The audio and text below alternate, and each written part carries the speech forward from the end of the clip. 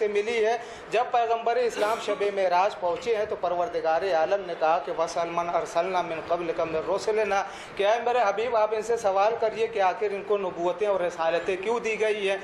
जब पैगंबर इस्लाम ने सवाल किया है तो सारे अंबिया ने एक ही ज़बान हो करके यही जुमला कहा कि सबसे पहले हमने परवरदिगार आलम की तौहीद का इकरार किया, दूसरे आपके रसालत का इकरार किया और तीसरे आपके भाई अली की विलायत का इकरार किया। यानी अगर 1,24,000 अंबिया को नबूवतें और रसालतें मिली हैं तो विलायत मौलाए कायनात की वजह से। ज़ाहिर है कि अब कोई एतराज़ करेगा कि हम तो आखिरी नबी की उम्मत है, वो तो दूसरे अंबिया हैं, उनको नबूवतें और रिसालतें मिली हैं अली की वजह से, अली की विलायत की वजह से, लेकिन हम तो आखिरी नबी की उम्मत है।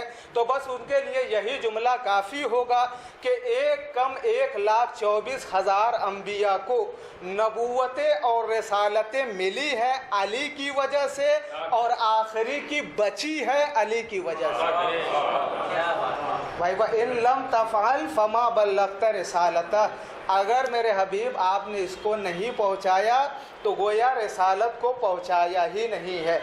तो लिहाजा अगर आप देखें तो परवरदिगार आलम ये कह रहा है कि या रसूल बल्लिग, ऐ मेरे रसूल आप पहुँचा दीजिए, तबलीग कर दीजिए। यानी आप देखें कि बल्लिग का लफ्ज़ इस्तेमाल किया परवरदिगार आलम ने।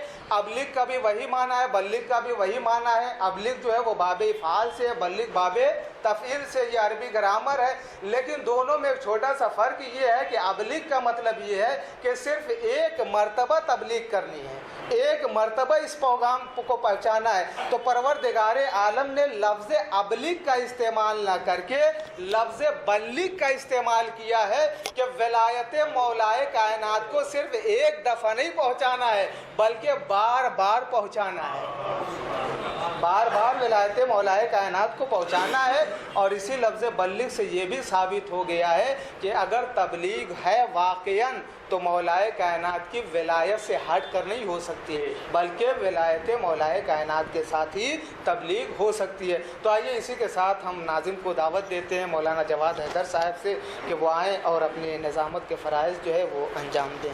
आप हज़रात एक सलावत से